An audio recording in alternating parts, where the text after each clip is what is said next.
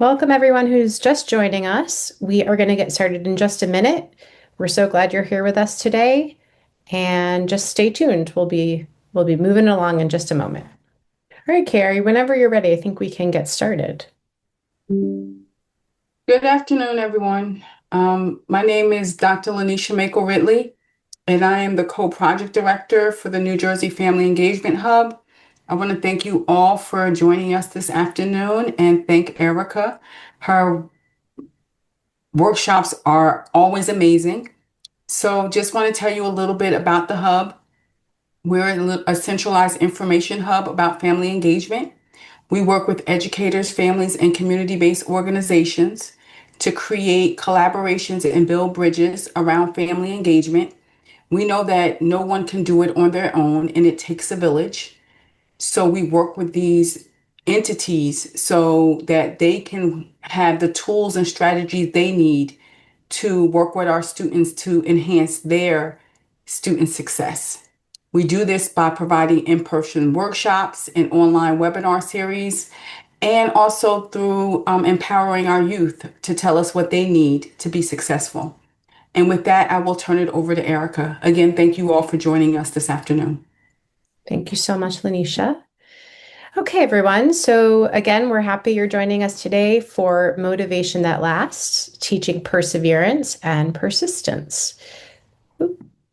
I'd love to get to know you a little bit and for everybody who's in the Zoom room to get to know each other.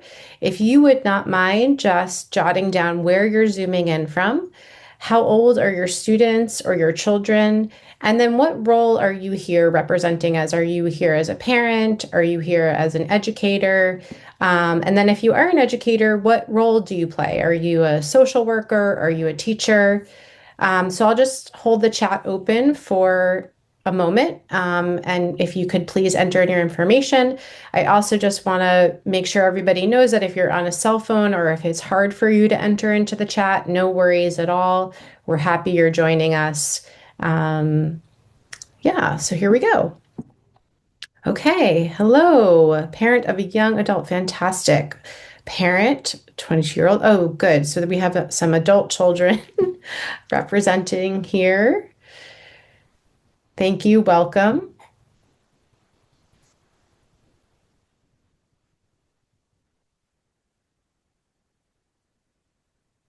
And coming in from Glen Rock. Okay. Maple Shade, parent of an 18-month-old. Okay, so we have a big range here. My role is a court appointed special advocate supervisor. Thank you so much. Welcome. Parent of a 6-year-old with autism and Parsippany. So glad to have you here. Thank you all. Wait another maybe 20 seconds or so.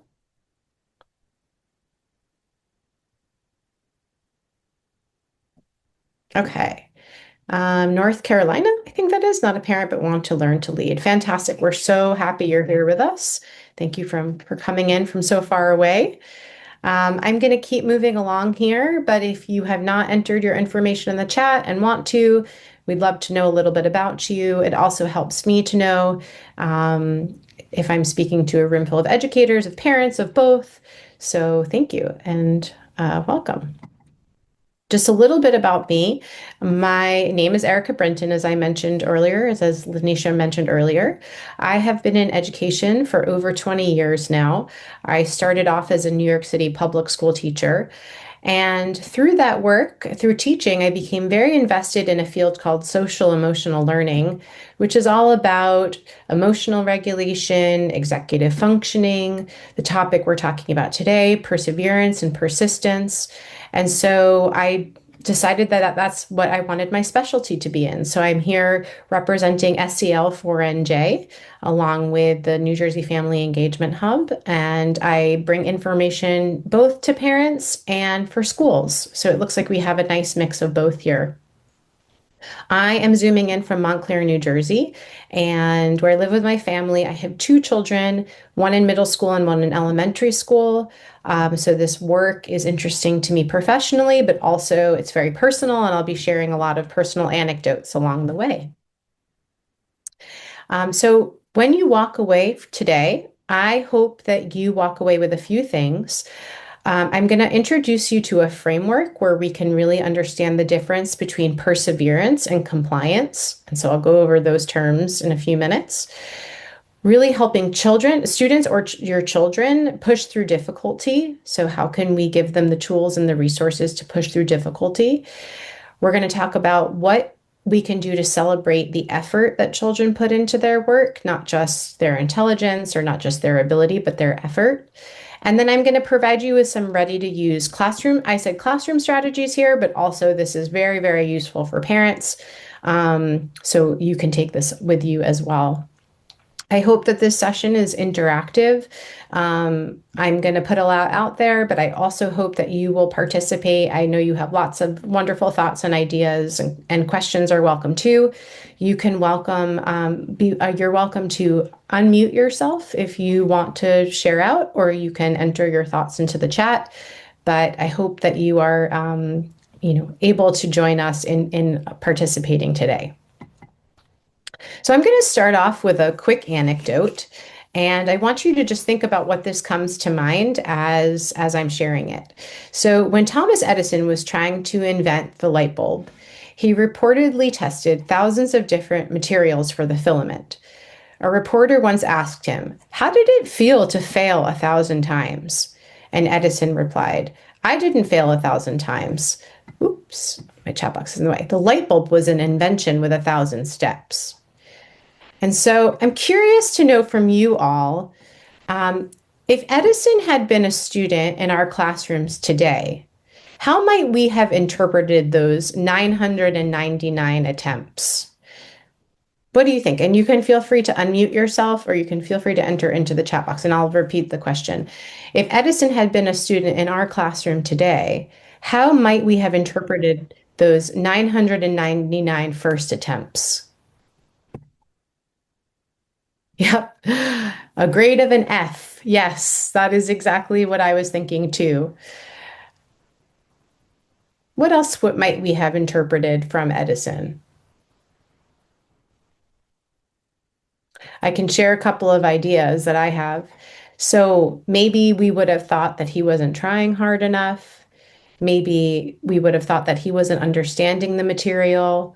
Maybe we would have thought that he needed some extra help. And so I think what this story really shows is that sometimes our kids just need the time and the opportunity to show that they can persevere. And I feel like with this fast-driven culture that we're in, sometimes they don't always get that space. But today we're going to talk about how we can create that space for them. Oh, thank you for chiming in. What is the purpose of trying so many times? Right. Like it loses its purpose after a while. And I'm glad you mentioned the word purpose, because we're going to talk a lot about that today. So, what is perseverance? And it's interesting to think about the word perseverance as it relates to the word compliance. And so, we can think about compliance as when children do work for external things. So they're working for grades, or if an adult is monitoring them, they'll comply, right? They'll behave, or they'll try hard on their test, or whatever compliance looks like. And when the task becomes too difficult, they probably will stop. Whereas perseverance is really continuing to work through frustration, trying different strategies, and really seeing mistakes as a part of learning.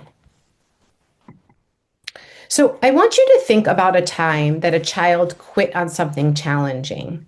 What did they say or do when a child quit on something challenging? And I would also say, even because I know some folks in this Zoom room have adult children. So what does this look like, or what does it sound like when a child is quitting on something? And please feel free to enter your thoughts into the chat box, or to unmute yourself. Maybe they might say something like, I just can't do it, or I'm not smart enough, or it's not worth it. It doesn't make any sense. I'm not interested, right? There's a disinterest there. This is boring. Any other ideas of when a child quit on something challenging? What did they say or do? Thank you all who have just quitting. That's it. I'm done. We have from the younger from end of the spectrum here, just stomping his foot, right? That's a behavior we see maybe when verbal language is not as available. Finding another interest. So just finding something else to do. So just quitting on that challenge and finding something else. Just moving on. Okay. So why do children, or I have students here, but a lot of us are parents, so we can just say children. Why do children give up? And I have a few ideas and a few answers here that I'm going to share, but I'd also love to hear from you as to why do you think children give up? And so these are several research-based theories as to why. So the first is that they interpret struggle as a failure, right? So many children might think, if this is hard, I just actually am not good at it, right? They think that instead of thinking, this is really how learning works, right? There's ups and downs, there's challenges and there's successes. They might lack frustration tolerance. So today's students and children have much fewer opportunities to experience productive struggle. And I don't know if any of you are in the video game culture as we are, but what I notice is that there's very little productive struggle. So there's rewards for everything, right? We don't even have to work very hard, or kids don't even have to work very hard, and they get rewards, they get bonus points, they get advanced levels, and they can achieve top level without really even having to do anything. Or maybe they have a fixed mindset thinking. So, fixed mindset is a theory that was introduced by Carol Dweck, who's an American psychologist. And they believe maybe that their ability or intelligence is fixed. So, if they have to put effort into anything, it means that they lack some kind of talent. There's a bit of a learned helplessness. So if there's a repeated sense of failure, then maybe they believe that their effort won't help. And then finally, fear of looking incompetent in front of peers. So that kind of social pressure can really cause kids to just give up. Is there anything that I'm missing that you have seen? And I noticed some folks wrote some stuff in the chat I'm going to check out in a minute of why you think children give up. And I would also say that this work is very applicable to adults. And so I struggle with these things personally sometimes. So let's see. They don't have to work for anything. Yep. As parents, we give them everything and not told or given examples to try again. Yes, we are in a thank you for bringing that to our attention. We are in a very on-demand culture, right? We don't have to wait for anything. We don't have to sit patiently and wait, for TV shows or packages to arrive. And so we don't experience that sense of struggle or that sense of waiting. Thank you. I have another entry into the chat. So we have lack of self-confidence. Absolutely. And we're going to actually thank you for bringing up the idea of confidence because we're going to talk about that in a moment too. Anything else? Any other reasons why children give up that I'm missing here? Okay. I'm going to keep moving forward, but if you think of anything else, please feel free to enter into the chat. So we're going to watch a short video clip right now of Carol Dweck, who I was just speaking about earlier. She is an American psychologist, and she's known for her work on motivation and mindset. And I really like this video because it illustrates how children who believe in their ability to grow and have a growth mindset, it's called the growth mindset, which we'll talk about in a minute, and like challenges are much less likely to give up and much more likely to persevere. Before I play the video, I'm just gonna just read this again in the chat. My son worked at Trader Joe's over 2 years, but they fired him and no motivation to do anything right now. I mean, that sounds very challenging and sounds like it was very demoralizing. I'm sorry to hear that. I hope that there's something in this workshop that may be helpful in getting him motivated again. So let's watch this short video of Carol Dweck.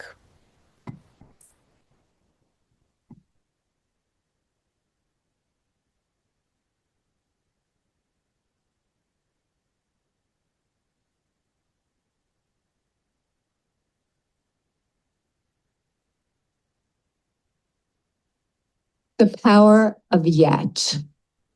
I heard about a high school in Chicago where students had to pass a certain number of courses to graduate. And if they didn't pass a course, they got the grade not yet. And I thought that was fantastic because if you get a failing grade, you think, I'm nothing, I'm nowhere. But if you get the grade not yet, you understand that you're on a learning curve. It gives you a path into the future.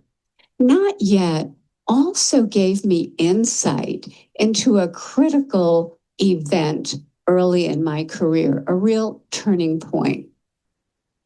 I wanted to see how children coped with challenge and difficulty. So I gave 10-year-olds problems that were slightly too hard for them.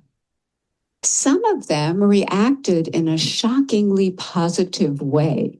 They said things, they said things like, I love a challenge.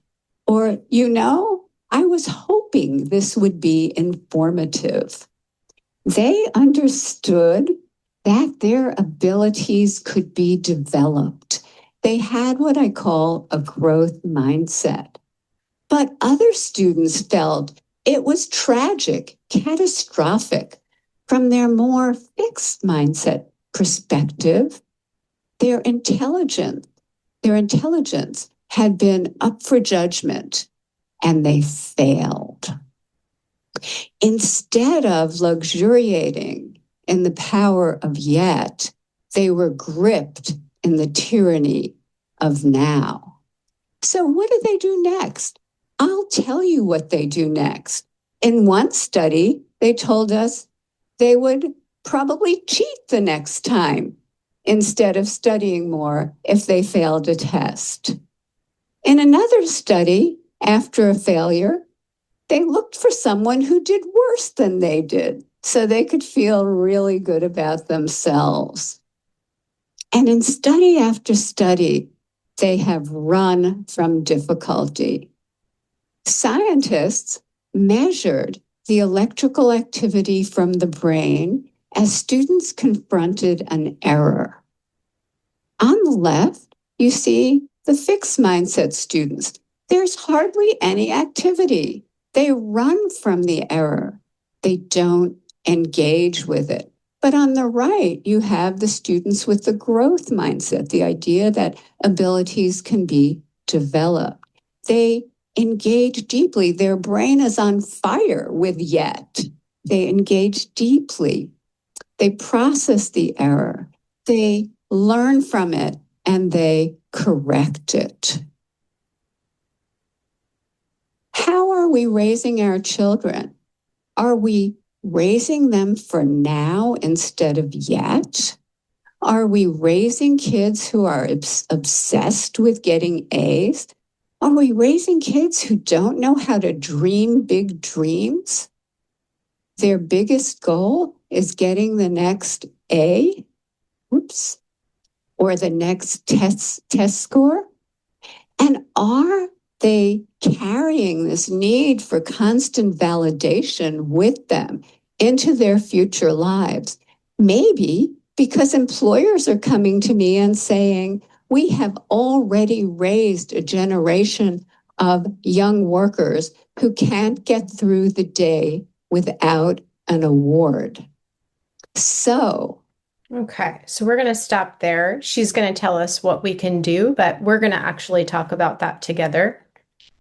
Any reactions to the video that you notice? I noticed that a lot of the things that we talked about earlier in the chat were represented in this video, like, kids who are who can't deal with a challenge will just move away from it, right? They'll just completely disengage from the challenge. But kids who really stick with it, it's almost as if their brains light up and they have more energy. So just any other reactions to the video of Carol Dweck talking about growth mindset? And again, feel free to please unmute yourself or enter your thoughts into the chat box. I'll give it like maybe 30 seconds. So I hope you found that video informative. And we're going to talk about some strategies that we can really use to support children's growth mindset in just a few minutes. So, why is this work important? I think we know that this work is important on a personal level. We know that, just from being adults and humans in the world, that it's important to persevere. But there's actual research that shows that children who do persevere and who have these qualities have better life outcomes. And so here are some of the research-based facts. So we have students who believe that intelligence can grow will choose harder tasks, kind of like we just saw in the Carol Dweck video. They'll persist for longer, and they do actually perform better academically. We have something called grit research, and we're going to talk about the word grit in a few slides from now. But grit is really that determination to persist through difficult tasks. And it shows that perseverance predicts success in many fields. And then we have praise research. So that's the things that we put our energy and attention to, the things we compliment, the things we praise. And it shows that effort-based feedback, and we'll talk about that in a few minutes. So really praising and acknowledging a child's effort in something increases persistence. And so we'll talk about how to do that. So you don't have to enter your thoughts into the chat right now, but I do want us to do a quick reflection, a personal reflection about a time that you persevered and what helps you to do that. I would love if you entered your thoughts into the chat box or wanted to unmute yourself. But if you don't want to, that's okay too. I'm just going to share my own personal story of a time that I persevered. And this is just a personal one, is that I had no idea how to cook for myself when I graduated from college. And so I would come home at the end of a long day and I would either eat a bowl of cereal or I would order out. And it was just becoming very unhealthy and also unsustainable financially. And so I met my husband, and he was actually quite a good chef at the time. And he was making lots of meals for me. And I was just like, I have no idea how to cook. I feel really bad at it. I'm pretty sure I'm never going to be somebody who learns how to cook. And I felt that I had a really low sense of self-confidence. And I think someone had entered that into the chat before, that self-confidence can really determine perseverance. Or levels of perseverance. And so what I did is I started pretty slow, and I got a cookbook, and I followed some recipes. I made a lot of mistakes. I learned from my mistakes. And then slowly, I developed more confidence. And that's another thing we talked about before, was confidence, to really cook for myself and cook for my family. And so what felt like something where I was really stuck in this fixed mindset of, well, certainly I can't do this because I have no skill, slowly developed into something that I developed and I persevered through. So thinking about a time that you persevered, and again, this could just be sort of a reflective thought that you're having. What helped you to do that? What helped you in that moment? Was it somebody who was rooting you on and encouraging you? Was it something you believed in yourself? Was it a tool or resource that you used? So just thinking about that. I think sometimes when we can think about our own self, when we self-reflect, it could really help us provide those experiences to our children. And so let's go back to that compliance versus perseverance motivation. So again, compliance motivation is when students really work because of rewards, right? That's what that Carol Dweck had mentioned, grades. They have fear of consequences, so they'll comply, they'll behave, they'll do the work, maybe of teacher or adult approval. And then when the pressure disappears, right? If there's like no test anymore, if the adult walks away, if there's no consequence, then the motivation really disappears. But perseverance motivation is that students persist because they develop three things. And we're going to go into each one of these things. They have purpose, they have confidence, and they have strategies for overcoming difficulty. So let's look into each one of those.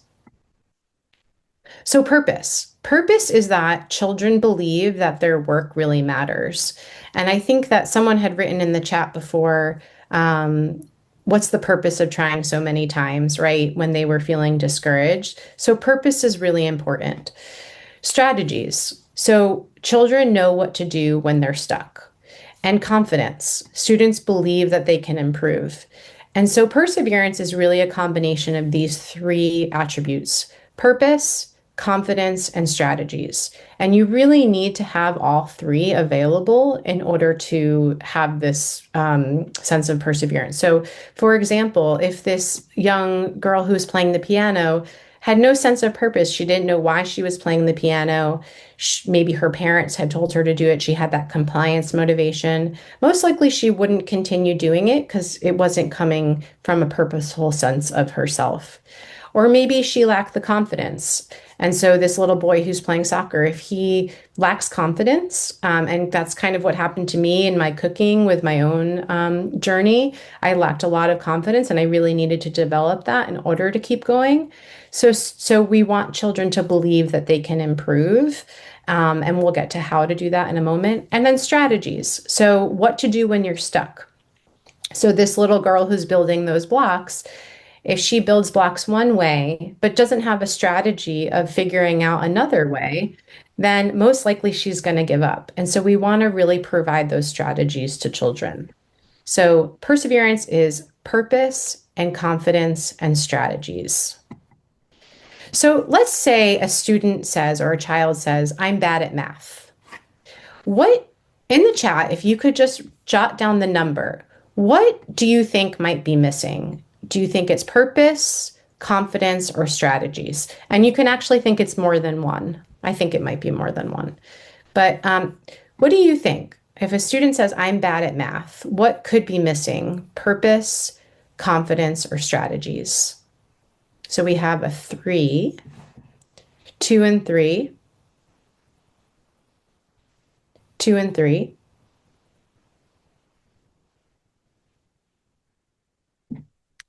Anyone think it might be 1?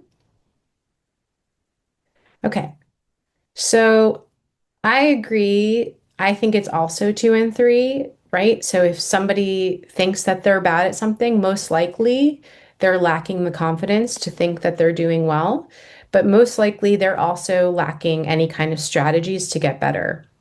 Someone actually thinks it's 1, 2, and 3. I think you could make the claim for that too. Let's see what we find in typical like responses from children when they're missing one of those core 3 elements.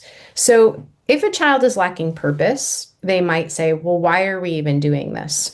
And I would say if you're an educator, this is really, really tricky, especially as kids get older, right? Because we have standards that we have to teach, and sometimes kids need to learn the standards because that's what's required of them, and sometimes that purpose can get lost.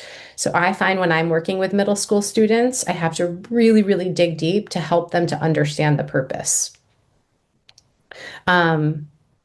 Okay, sorry, Louise, I was just looking at your response here because purpose relates to reasons they can't use the information. Absolutely. If a child is lacking confidence, right, we might hear them say, I can't do this, right? And again, that might also be because they're lacking strategies, but oftentimes they might just be lacking confidence. And strategies might be like, I'm stuck. I don't know where to go from here. And so we can help provide them with those strategies because they can move forward. So now the question really becomes, so what can we do, right? So we know that there's 3 core elements to perseverance. There's purpose, there's strategies, and there's confidence. So what can we do? I'm going to share with you a lot of information right now. If you have any questions along the way or any comments, please feel free to enter those into the chat. I would love to hear from you. And to understand maybe some of the ways that you're encouraging these kind of skills at home. So one thing that we can do is we can really normalize struggle. If a child says something like, this is hard, right?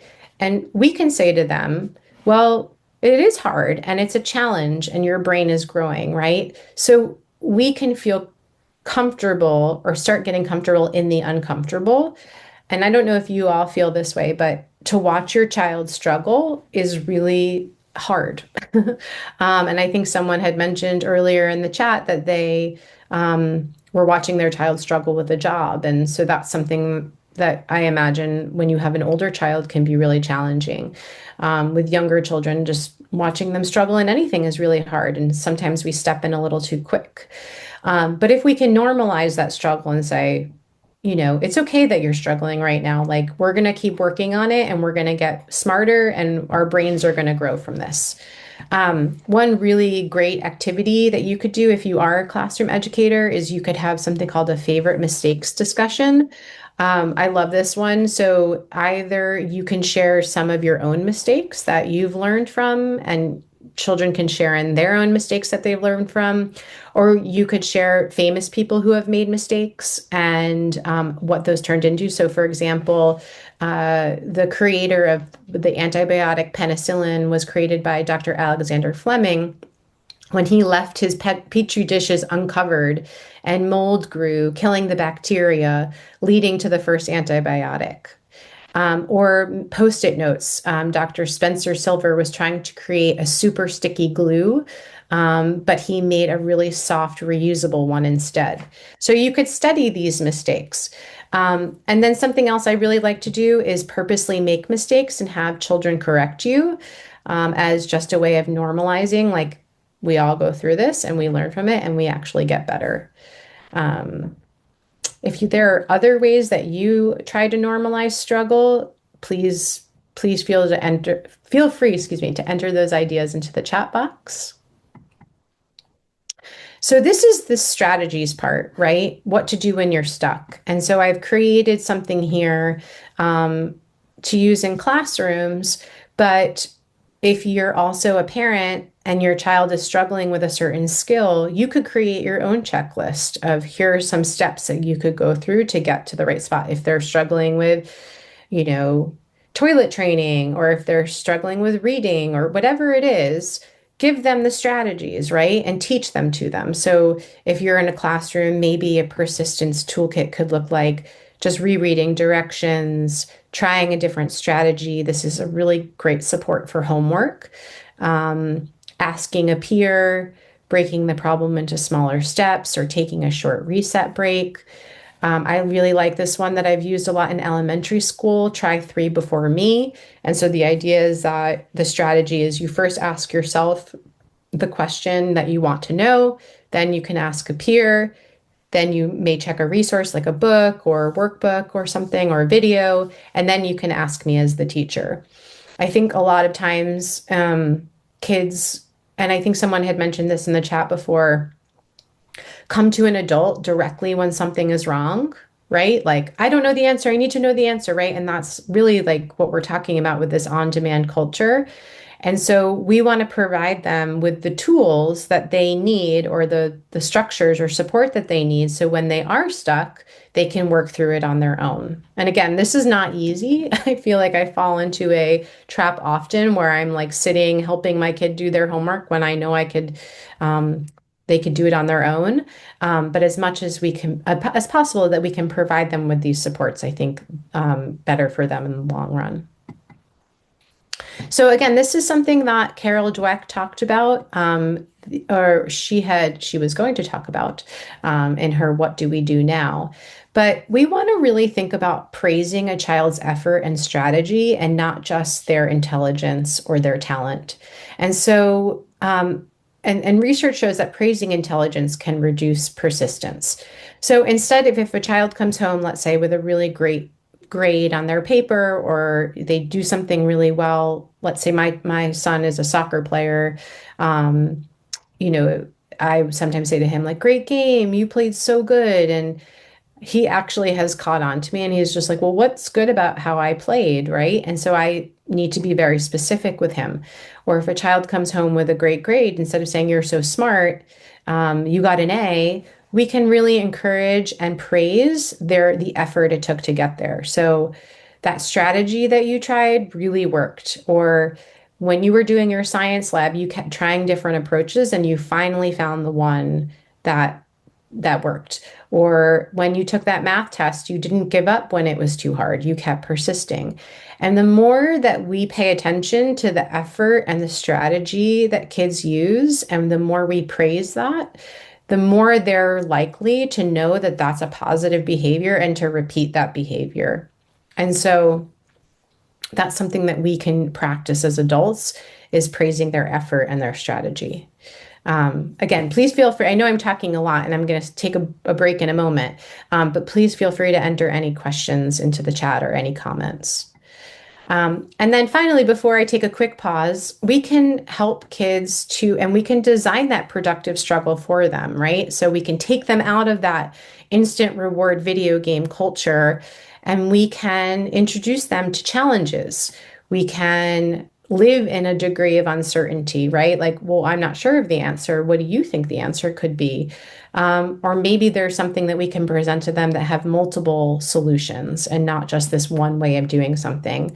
So we can ask them open-ended questions, again, saying something along the lines of, what do you think about that? Or what could possible solutions be to that?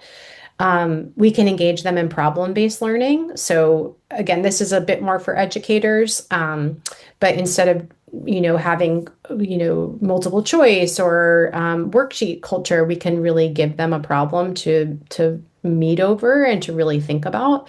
And I would say if your child goes to a school, you can ask them, and it's a very worksheet-driven culture. You can ask them about problem-based learning. And we can really encourage revision cycles. So the first draft you hand in is just the starting point, right? We want to see lots of revisions, lots of edits. I included this little graphic here, and that is called the zone of proximal development. And so what we want to think about with kids in their productive struggle is giving them tasks that they can do and they might need a little support doing. So if they were right in the middle, in that small circle right in the middle, that is something that they could do totally unassisted, which means it might be a little too easy. And if they're in the outer ring, it's something they can do, they couldn't even do with support. And so that task becomes too difficult. So when we're thinking about designing learning tasks for kids, or if you're a parent and you want to engage your child in a conversation, right? That's a little bit mind expanding, or just trying to do something with them that's a little bit out of the box. The zone of proximal development, that sweet spot, is really engaging them in a task that they can do pretty much independently, but might need a little support with. So just curious, because we're going to talk about the celebration of making mistakes. If you are a teacher in a classroom or if you're a parent, just curious to know from you all what message you send to your children about making mistakes. So our mistakes, and there's no right answer. I just want to make sure that I'm putting that out there, that there's nothing that I'm looking for that is a correct answer. But what kind of messaging do we send to our children about the mistakes they make? So anybody who wants to enter that into the chat, and if you can't really answer about what, or if it's hard to think about the messaging that you're sending to your children about mistakes, maybe think about what are your own feelings about making mistakes, right? What does that mean to you? So I'll hold the chat open for like 30 seconds to a minute.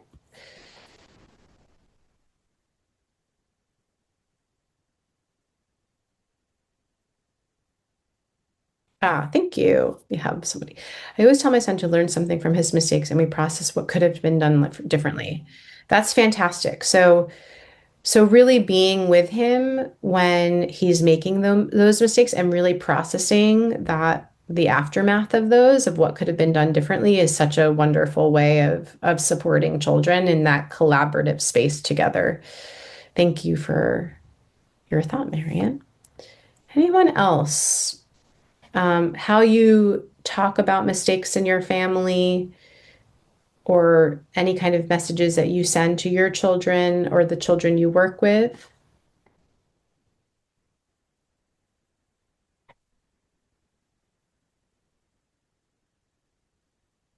Okay. I'm gonna, oh, one more. I tell my kids, you're not making mistake. If you're not making mistakes, you're not learning. That's fantastic. So that's a wonderful that's a wonderful thing to say. I wish that I don't know if you all feel this way, but I wish that someone told me that when I was younger. I think it would have given me a lot more confidence. Thank you for sharing that. Anybody else? Any other? Okay, more importantly, I asked him if he's okay. How did it make him feel? And what did he learn? I also informed that mistakes are a part of life. That's such a wonderful resource, it sounds like, for your son to really depend on you um, and to really help guide him through. So thank you so much for sharing that. That sounds like you're doing really wonderful work. I'm going to keep moving forward, but if anybody else has anything to add into the chat, and again, it could be, I don't like mistakes. Mistakes drive me crazy. So all is welcome here. But I'm going to keep moving forward. Um, and so, what can we do to celebrate mistakes? So, I think these are much more classroom based, and I'll try to make them applicable for parents. But I think some of the parents who already replied in the chat have even better ideas. Um, so I'm gonna pass by the celebrate revision part because I already talked about that. But we can really publicly recognize effort. So we could have I don't know if you all do this, but I put my kids' work up on my refrigerator to show that like they worked really hard and we're going to celebrate that effort. We could have effort boards. So again, if you are an educator, instead of posting grades or instead of posting final results, you can post all the different stages that it took to get to a final result. And again, this is something that I think a lot of folks are writing in the chat is the most important thing we could do as adults in children's lives is model that skill. So we can model perseverance. If we don't know the answer, we can say, let's figure it out together. Or again, like these folks are saying in the chat, we can say mistakes are a part of life. Let's figure it out together. So those are wonderful. And then if you are an educator and you work in a classroom, you could have a reflection, a daily perseverance reflection. And again, if this is not something that you have, accessible to you, they can always be questions. So at the end of the day or at the end of challenging work, asking students, what was the hardest part? What strategy helped you going? What will you try next time? All of these open-ended questions, but really getting them to reflect on their own perseverance. So we're going to watch another very short video, and this is about grit, and it's another quality that is really, really helpful for students to have in their perseverance. This is Angela Duckworth. I don't know if folks have heard of her. She is an American academic, psychologist, and popular science author. She's also professor of psychology at the University of Pennsylvania, where she studies grit and self-control. So we'll just watch a short snippet of her video on grit, and then we'll do a quick reflection after. Where's my cursor? Okay.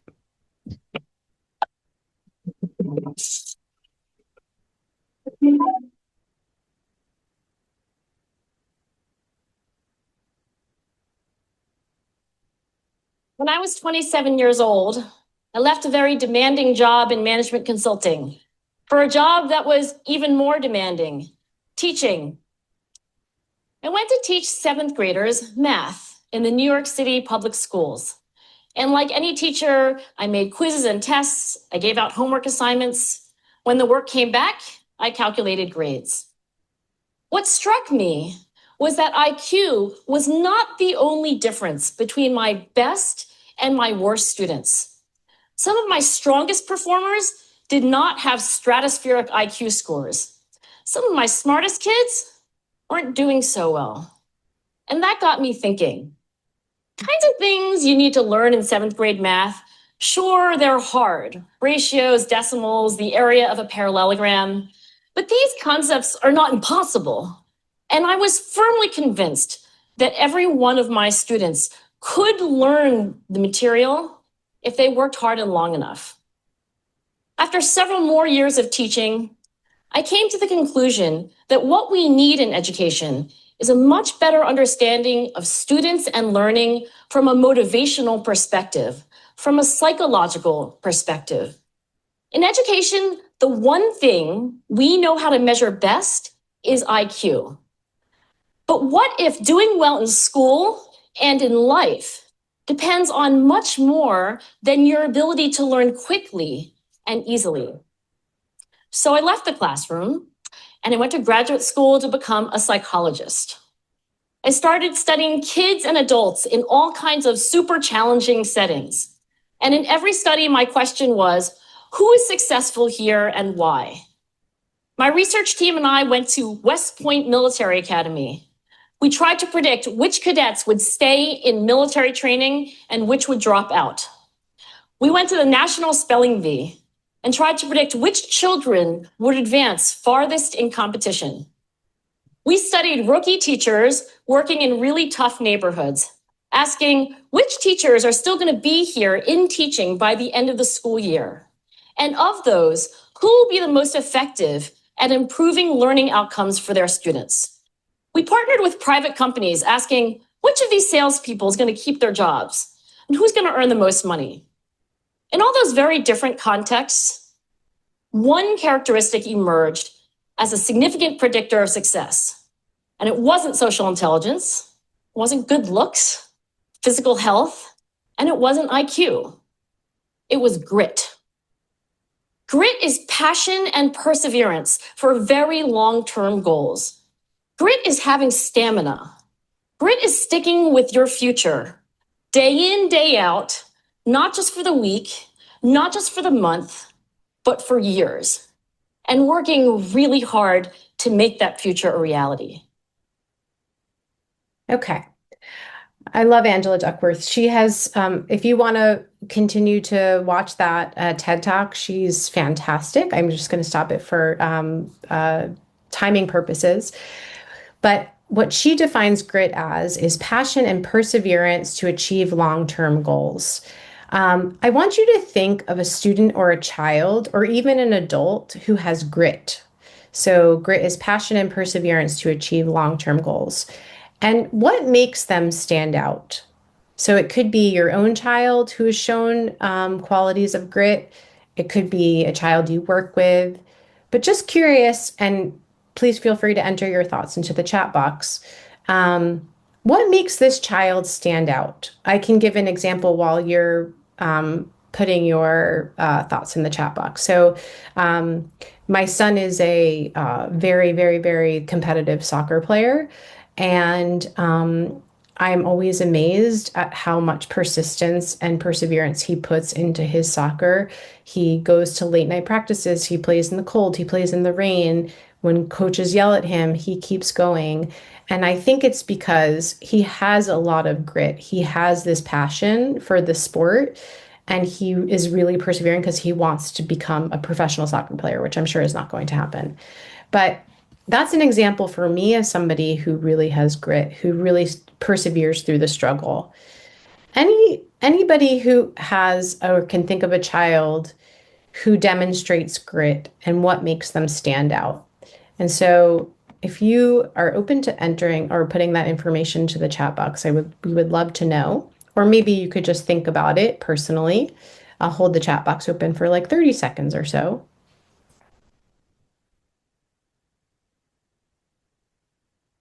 I know this is a big question, so sometimes it's hard to. Okay. I think that the most child have grit because they show a lot of self-determination and they just need to be guided to focus in an area that that's such a wonderful, thank you so much for sharing that, is that children are almost like these like raw materials that naturally have grit, and it's about the adults who need to help guide them. Thank you so much. That was a wonderful comment in the chat box. Anybody else have anything that demonstrates grit or anybody that they can think of? Hold it open for another 20 seconds or so. Thank you, Louise. Our parents. So I would actually be curious to know what about your parent shows grit? Is there like a certain quality or certain action or a certain way about them that they are that you would say? That's such a lovely sentiment. um, yeah, so just curious to know what about your parents shows that grit. Thank you for sharing that in the chat. Okay. So we are nearing the end of our workshop here. And I'm just going to hold it open for a few moments for a Q&A. If anybody has any questions, again, I think the Zoom room is really full of wonderful people who are living and experiencing this work, so I can help answer them, or some other folks can help answer them. But anybody have any questions or any comments? Oh, okay. How can I watch this again? So this PowerPoint will be emailed to you, and you will have access to all of the videos and resources in the PowerPoint. So thank you for asking that question. You'll get all of this information through the email you sent. I just want to make sure that that's Alexis, I think that's right, right? Okay. Oh, and Alexis, thank you for sharing. So parents or adults I look up to, college professors, the adults I look up to are consistently supportive. That's wonderful. I'm so glad that you have that. Oh, Mary, you're welcome. I'm so glad that you're excited about watching these videos again and are looking over this information again. This is another really nice resource page for you all. I put together, it's different books you could read, books you could read with kids, books you could read on your own, websites you could use, parenting podcasts, movies that you could watch together. So lots of wonderful information here. And again, this will be in your inboxes so you have access to everything. So we're just going to close now. You could feel free to just sign off, or you can share one word that you're feeling right now as we leave together, or one takeaway that you got from this workshop. But it was wonderful to spend this time with you. I always learn something new when I'm introducing these topics, and I feel like I did that tonight. You were all wonderful. I hope you have a wonderful evening, and thank you so much. Please feel free to, just enter anything you've learned, or any one word that you feel like signing off with. Okay, I'm thankful. It's a great reminder of how important instilling perseverance is. Yes, such a wonderful topic to explore together, especially in this day and age, right? We're working up against a lot of things. Thank you so much. That was wonderful. Thank you so much. You're welcome. Thank you so much for coming. I hope you come. Oh, I should have mentioned, this is a series that we are hosting, SEL4NJ and the New Jersey Family Engagement Hub. So please feel free, wherever you found information about this, we'll have another workshop next week and then some more next month. We would love for you to join. So thank you for coming.